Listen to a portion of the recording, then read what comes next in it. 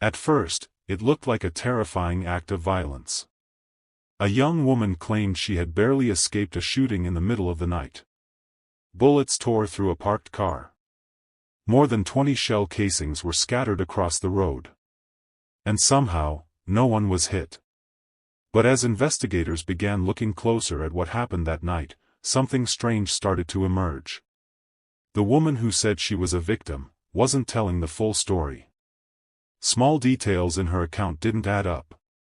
The timeline didn't make sense.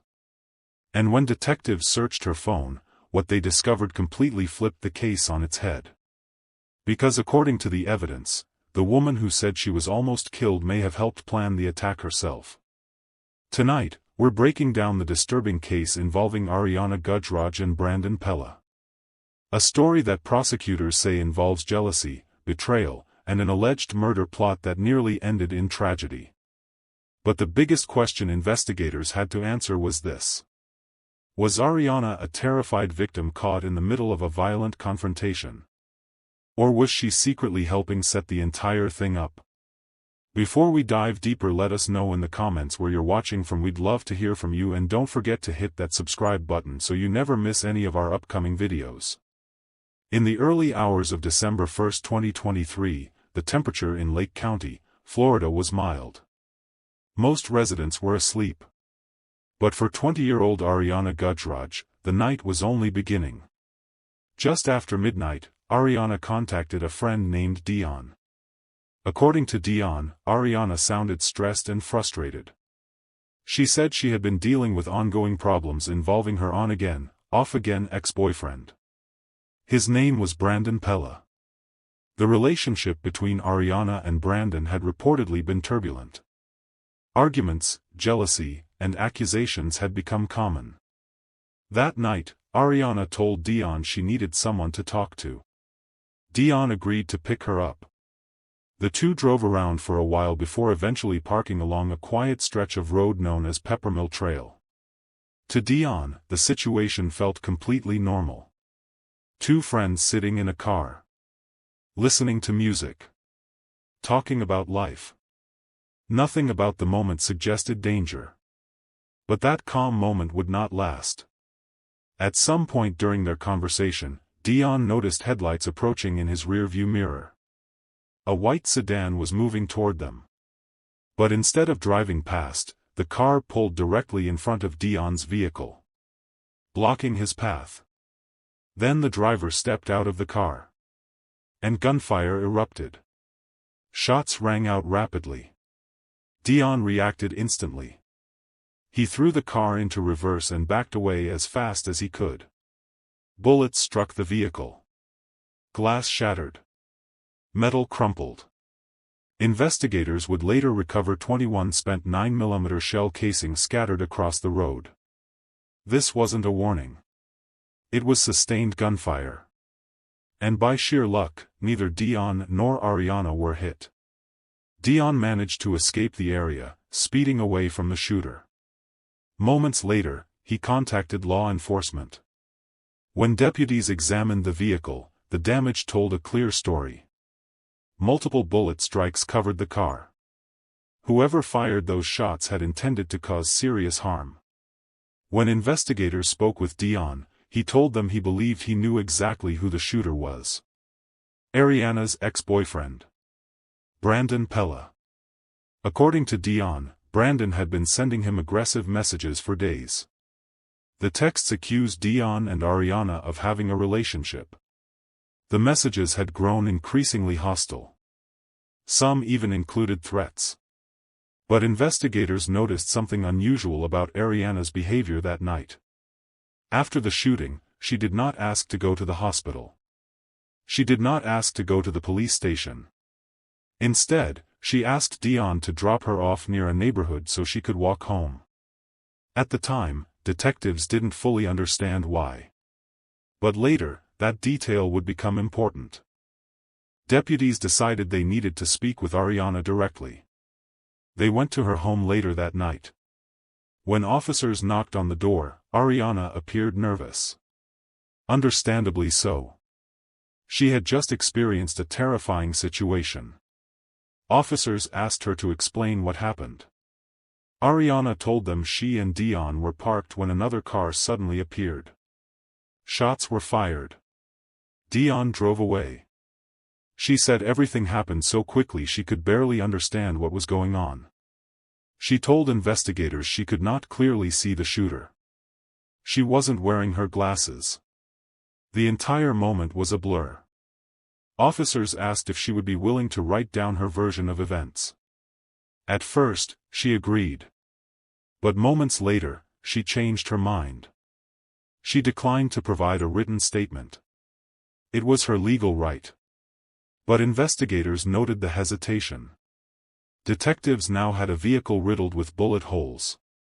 More than 20 shell casings. And a possible suspect. But accusations alone are not enough for an arrest. Investigators needed evidence. They began examining surveillance systems and traffic camera networks. That's when they found something interesting. A camera system known as flock safety captured images of a vehicle matching the suspected shooter's car. A white Toyota Camry. The car was registered to someone connected to Brandon Pella's family. But the data revealed something even more surprising. The vehicle appeared near Ariana's home shortly after the shooting.